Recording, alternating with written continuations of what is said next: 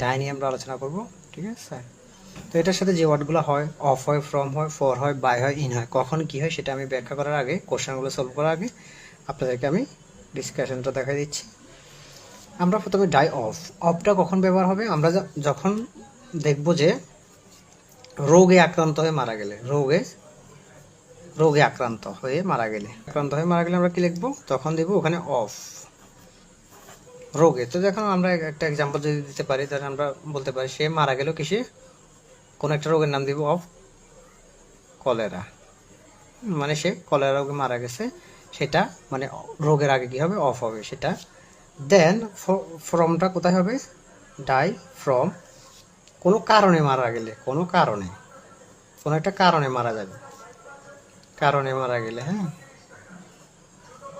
দেন এখানে যে একটা আমি এক্সাম্পল দিই, ধরেন সে মারা গেল কেন? ওভার ইটিং এর কারণে।